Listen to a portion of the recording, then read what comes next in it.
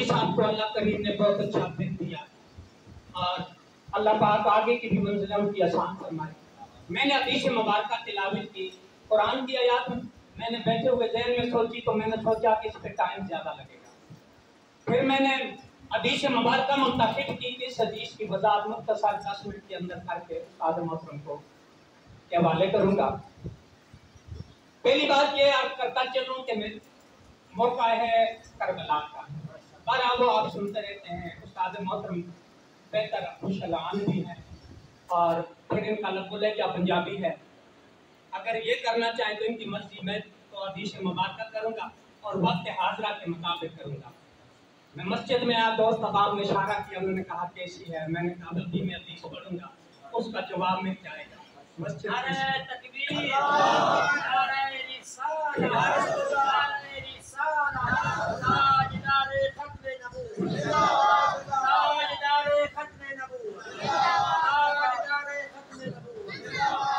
हज़रत अली रज़ियल्लाहु ताला अन्हु इस हदीस को रावी हैं, बयान करते हैं। आन अली इब्न अबी तालिब रज़ियल्लाहु ताला अन्हु आन समेत रसूलुल्लाह सल्लल्लाहु अलैहि वसल्लम। हज़रत अली फरमाते हैं मैंने अल्लाह के नबी से सुना, मैंने अल्लाह के नबी से सुना और बयान करने वाले अल्लाह के पैगंबर और आगे हम तक पहुंचाने वाले अली मुर्तजा, दोनों हस्तियां हसीम का अल्लाह के पैगंबर के कौल में फरमान में शक करे इंसान काफिर और सहाबा इकराम का कौल फेल हमारे लिए बाइसे ईमान है। हम इनके कौल फेल का भी इनकार नहीं कर सकते वरना ईमान का खतरा है। अल्लाह के नबी ने बयान किया, अली मुर्तजा ने सुना, सुनने के बाद हम तक पहुंचाया और इसको मिशकात शरीफ के अंदर साहिब मिशकात ने नकल किया और फरमाते हैं कि हज़रत अली रज़ियल्लाहु ताला अन्हु फरमाते हैं कि अल्लाह के नबी ने फरमाया आई याती हलन्ना से ज़मानन, फरमाया मेरे सहाबा मेरी उम्मत पे एक ऐसा वक्त आएगा, एक ऐसा ज़माना आएगा, एक ऐसा दौर आएगा। और सहाबा फरमाते हैं हम बड़ी तवज्जो के साथ सुनने लगे कि अल्लाह के पैगंबर कौन सी उम्मत का वक्त बयान कर रहे हैं, कौन सा दौर बयान कर रहे हैं। तो अल्लाह के नबी ने फरमाया ला यबका मिनल इस्लाम इल्ला इस्मुहु, फरमाया मेरे सहाबा मेरी उम्मत पे ऐसा वक्त आएगा इस्लाम सिर्फ नाम का रह जाएगा। ला यबका मिनल इस्लाम इल्ला, के इस्लाम का सिर्फ नाम रह जाएगा। जैसे आज हमारे अंदर इस्लाम नहीं, हम इस्लाम के नाम को पेश कर रहे हैं। इस्लाम का अगर तरीका देखना है, प्यारे पैगंबर मोहम्मद मुस्तफा सल्लल्लाहु अलैहि वसल्लम के सहाबियां हजरत जरीर रज़ियल्लाहु ताला अन्हु, अब मैं आपका नहीं, आप नाराज हो जाएंगे, मैं अपना और अल्लाह के पैगंबर के जो सहाबा थे उनका इस्लाम मुआजना करते हैं। सहाबी है, उनका नाम है हजरत जरीर रज़ियल्लाहु ताला अन्हु। इनका एक खादिम था, उससे कहा कि भाई बाजार जा, मंडी लगी हुई है, घोड़ा लेके आ, घोड़ा लेके आ, अच्छा हो, खूबसूरत हो, आली हो। तो वो गुलाम चला गया, मंडी में गया, जाके घोड़ा खरीदा, मालिक से मिला, मालिक से कहा कीमत तय हुई 300 दिरहम या दीनार, 300 दिरहम कीमत तय हुई।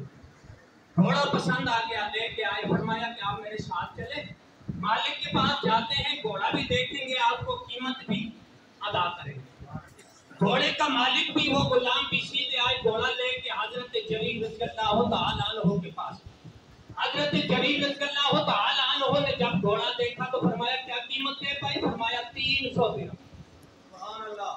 सहाबी रसूल उस घोड़े के मालिक से कहने लगे यार मैं तुम्हें 400 दिरहम देता हूँ। अब उसने बेचना है, कौन इनकार करता है, उसने कहा ठीक है। फिर कहने लगे 500 दिरहम दे दूं, कहा ठीक है। कहा 600 दिरहम दे दूं, कहा ठीक है। 700 दिरहम दे दूं, कहा ठीक है। 800 दिरहम दे दूं, फरमाया हुजूर ठीक है, मैंने तो बेचना है। 800 दिरहम दिए, उसने दिए, जेब में डाले, वापस चला गया। अब जो पीछे दोस्त का बाप बैठे हुए थे, वो मुलाजिम था, उसने कहा हुजूर मैंने घोड़ा तय किया 300 दिरहम, आपने इसको दिए 800 दिरहम, 500 क्यों ज्यादा दिए? सौदा तय हो गया। सुना भी नहीं है, सौदा तय हो गया, दोनों ने देखा, उसको वारा तो उसने। हजरत जरीर रज़ियल्लाहु ताला अन्हु ने कहा कि तुम नहीं समझते, मैंने जब अल्लाह के पैगंबर के दस्ते मुबारक के हाथ पे हाथ रखकर जब मैंने कलमा पढ़ा था, ला इलाहा इल्लल्लाह मुहम्मद रसूलुल्लाह, मैंने कहा या रसूलुल्लाह मैं जिंदगी में किसी मुसलमान के साथ धोखा नहीं करूंगा, लिहाजा 300 का नहीं, ये 800 दिरहम का घोड़ा था, मैंने इस वास्ते अल्लाह के नबी के साथ वादा जो किया था वो पूरा कर दिया। अब हम हसवा करें, हम दिन में 1000 मरतबा ला इलाहा इल्लल्लाह पढ़ते हैं, हम कहां तक उस कलमे के साथ वफा कर रहे हैं, हम कहां तक उस कलमे के साथ वफा कर रहे हैं, कहां तक अल्लाह के नबी के साथ जो मुसलमान कलमा जब पढ़ता है, ला इलाहा इल्लल्लाह कहता है, वो ये वादा करता है, इलाही सबसे पहले मैं तेरे सिवा किसी को सजदा नहीं करूंगा, बाकी ला के अंदर हर बुराई की नफी आ जाती है, ना मैं किसी को धोखा दूंगा, ना कभी फराड करूंगा, ना कभी झूठ बोलूंगा, कभी कोई बुराई नहीं करूंगा। लेकिन हम क्या करते हैं? नारे तकबीर, नारे रिसालत, सुन्नते सहाबा। आपके दिल में होगा वो तो सहाबी थे, वो तो सहाबी थे। आओ हम सब के इमाम अबू हनीफा रहमतुल्लाह अलैह की आप बात करते हैं।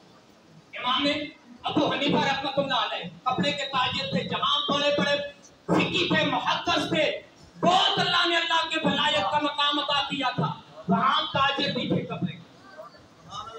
इनके पास एक शख्स आया, उसके पास कपड़े का थान था, आकर कहने लगा हुजूर मेरे हालात ठीक नहीं, ये कपड़ा बेचना है, फरोख्त करना है। इमाम अबू हनीफा रहमतुल्लाह अलैह ने कपड़ा देखा, देख के फरमाया कितने पैसे? उसने कहा हुजूर 1000 दिनार। फरमाया मैं तुम्हें 2000 देता हूँ। उसने कहा ठीक है हुजूर। फरमाया जा मैं तुम्हें 3 देता हूँ। कहा ठीक है। कहा जा मैं तुम्हें 4000 दिनार देता हूँ। 4000 दिनार दिए, जेब में डाले, वो चला गया। मुलाजिम जो थे साथ कपड़ा फरोख्त करने वाले, उन्होंने कहा इमाम 1000 दिनार उसने मांगे, आपने 4000 दे दिए। फरमाया कि वो क्या कपड़े की जो सलाहियत थी, कपड़े की जो मजबूती थी, या उसको नहीं जानता, या वो मजबूर था, और मैंने सोचा कि इन दोनों में से या वो कपड़े की क्वालिटी से नावाकिफ है, अगर मैं 1000 में खरीदूं फिर भी धोखा है, और अगर वो मजबूर है तो उसकी मजबूरी से मैं फायदा क्यों उठाऊं। इस वास्ते मैंने 1000 के नहीं, मैंने उसको पूरे कपड़े की जो कीमत थी वो पूरी की पूरी मैंने 4000। और हम कहाँ के मुसलमान हैं? एक और बशर हाफी, कई बशर कहते हैं ज़ेर के साथ, कई बशर पढ़ते हैं, बहरहाल बशर थे या बिशर थे। इनकी मशीरा मुहतरमा है। पहले दौर में औरतें रात को सूट काटती थी, चराग होते थे, चरगा काटती थी। एक दिन इमाम अहमद बिन हंबल और इनका एक दौर है, एक आबादी में रहते हैं। इनकी मशीरा आई, दरवाजे पे दस्तक दी, तो इमाम अहमद बिन हंबल ने अपने बेटे से फरमाया अब्दुल्ला जाओ। बाहर आए, वापिस के अब्बा हुजूर एक ख्वातीन है, वो कहती है कि मैंने इमाम अहमद बिन हंबल से मसला पूछा। कहा बेटा बुला के ले आओ। आ गई। उस माई ने कहा कि हुजूर मैं चरखा काटती हूँ, सूट काटती हूँ, रात का वक्त होता है और दीवा जलाती हूँ, बाज़ औक़ात दीवा बुझ जाता है और चांद की रोशनी होती है, और उस रोशनी की, चांद की रोशनी पे मैं चरखा काटती रहती हूँ, सूट बनाती रहती हूँ। मैं ये पूछने आई हूँ फरोख्त करने में, बेचने में सूट, दोनों की कीमत बराबर है या अलग अलग है? दोनों की कीमत बराबर है या अलग अलग है? एक सूट मैंने काटा अपने दीवे में तेल डाल कर, और एक सूट मैंने काटा चांद की रोशनी में, दोनों की कीमत बराबर है। इमाम अहमद बिन हंबल ने फरमाया ये बता कि तू है कौन? फरमाया मैं बशर बिन हाफी की बहन हूँ।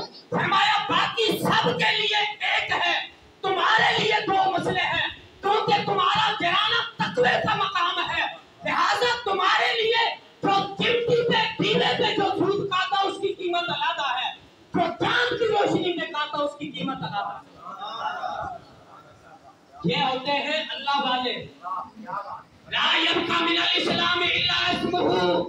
اللہ کے نبی نے فرمایا میرے صحابہ میری امت پہ ایسا وقت آئے گا ان سے اسلام نکل جائے گا الا اسمہ, صرف اسلام کا نام باقی رہے گا.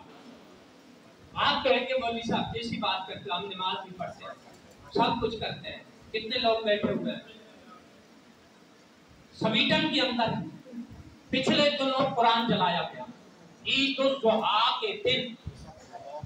جس دن وہاں عید تھی نا, عید کی جو جامع مسجد تھی, جامع مسجد اس کے باہر ان غیر مسلمانوں نے جگہ منتخب کی.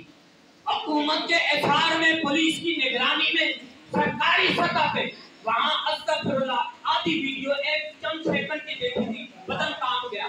ایسے پاؤں کے ساتھ پہلے قرآن کے ساتھ جیسے فٹ بال کھیلتے ایسے کھیلتے. پھر انہوں نے جلایا. آپ میں سے کتنوں نے احتجاج کیا؟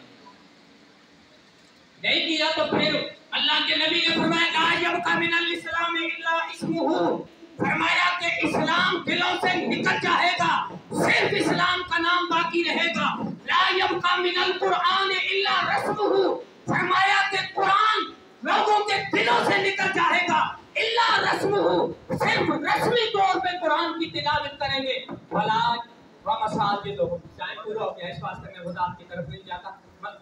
دوسری حدیث مبارکہ کا دوسرا حصہ, پہلا تو اسلام کا ہو گیا ٹھیک ہے, ہم کہاں تک ہیں بلکہ ایک اور بات, چلو انہوں نے ٹیپ دے دیا تو پھر کیوں نہ کرو.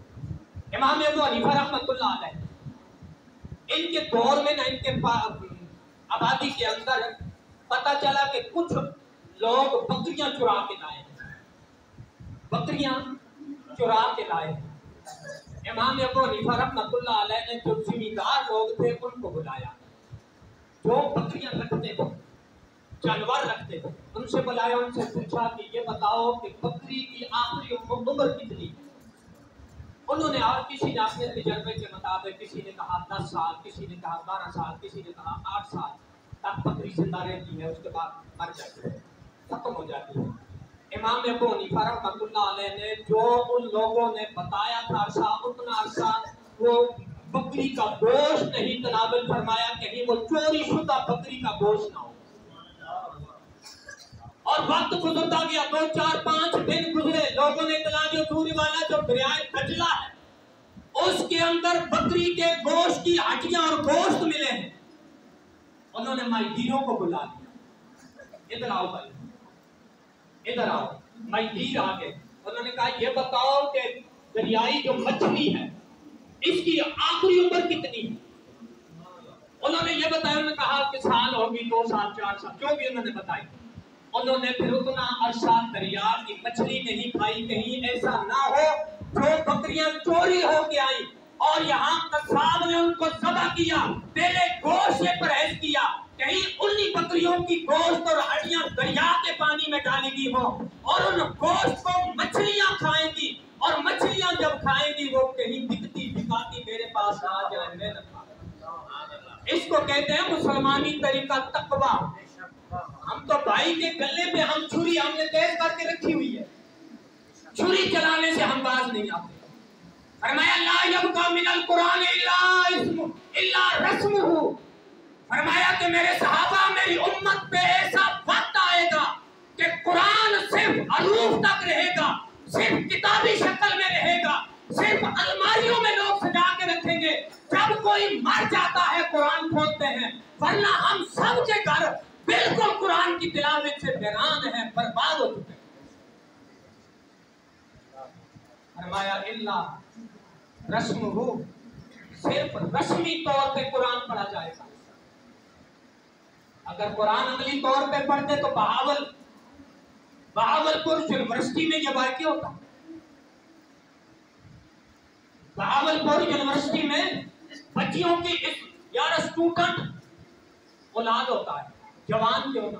یہ استاد محترم ہے, بالکل بزرگ ہیں, سامنے پڑھے ہوئے, لیکن اگر یہ علمی طور پہ کسی سے کوئی بھی سبق سیکھنے جائیں وہ بچہ کیوں نہ ہو, یہ وہ روحانی طور پہ اس علم کے والد کا درجہ کرے گا. روحانی طور پہ کیوں, یہ طالب علم متعلم بن کر گئے ہیں معلم کے پاس, چاہے بچے جوان ہوں بوڑھے ہوں، لیکن اسلام ہوتا تو یہ ظلم ہوتا۔ اور میرے بھائی ایک وہ وقت تھا، چلو آج آخری بات پہ آتے ہیں۔ اللہ کے نبی نے فرمایا وَمَسَاجِدُهُمْ عَامِرَةٌ وَهِيَ خَرَابٌ مِنَ الْهُدَىٰ۔ فرمایا میرے صحابہ، میری امت پہ ایک ایسا وقت آئے گا، أَن يَأْتِيَ عَلَى النَّاسِ زَمَانٌ، جہاں سے ابتدا ہوئی تھی حدیث مبارکہ۔ فرمایا میری امت پہ ایک ایسا وقت آئے گا، وَمَسَاجِدُهُمْ عَامِرَةٌ وَهِيَ خَرَابٌ مِنَ الْهُدَىٰ، مسجدیں عالی شان ہوں گی، عمدہ ہوں گی، مقابلے میں آبادیوں والے بنائیں گے۔ اس محلے والوں نے کہا ہم نے مسجد پہ 2 کروڑ لگایا ہے، دوسرے بھائی اکبر کہیں گے ہم 4 کروڑ لگائیں گے، ہم ان سے عالی شان بنائیں گے۔ فرمایا من الہدیٰ، لیکن وہ مسجدیں ہدایت نور سے خالی ہوں گی، خالی ہوں گی، نمازیوں سے خالی ہوں گی، وہاں سے کسی کو ہدایت نہیں ملے گی بلکہ فتنے اٹھیں گے۔ نعرہ تکبیر، نعرہ رسالہ، نعرہ خلافت، نعرہ حیدری۔ وہاں سے فتنے اٹھیں گے، نور ہدایت نہیں ملے گا۔ اور آج جہاں بھی جاؤ مسجدوں کے اندر مذہبی اختلافات انتشار، پورے محلے کے جتنے بھی اختلافات ہوتے ہیں وہ مسجد میں ہوتے ہیں۔ اللہ کے نبی نے فرمایا الکلام المباح مکروہ تاکل الحسنات، فرمایا میرے غلاموں سنو، مسجد کے اندر الکلام المباح مکروہ تاکل الحسنات، مسجد میں ایک دنیا کی بات آپ کریں گے، تاکل الحسنات، آپ کی نیکیوں کو وہ ایسے جلا کر راکھ کر دے گی جیسے آگ خشک لکڑی کو جلا کے راکھ کر دے گی۔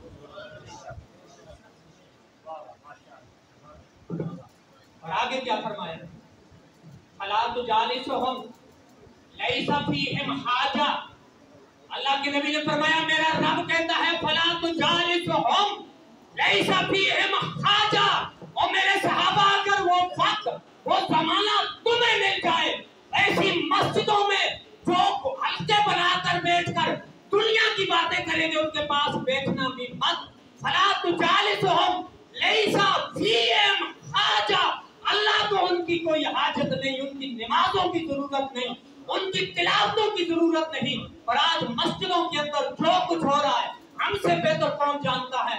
ہم نے اپنا بچپن سے لے کر میں 11 سال کا مدرسے میں آیا، 11 سے لے کر آج میں 45 سال میری عمر ہے، ساری زندگی میں نے مسجدوں میں گزار دی، اور مجھے کوئی سکھائے کہ مسجد میں مولوی صاحب اور بھائی میں اکثر کہا کرتا ہوں ہمیں پتہ ہے کتنے کمیٹی والے مشکل لوگ، آپ کتنے مخلص ہوتے ہیں مسجدوں کے ساتھ، لڑائیاں ہوتی ہیں، لڑتے ہیں، نعرہ رسالہ، نعرہ رسالہ، محبت صحابہ، محبت اہل بیت۔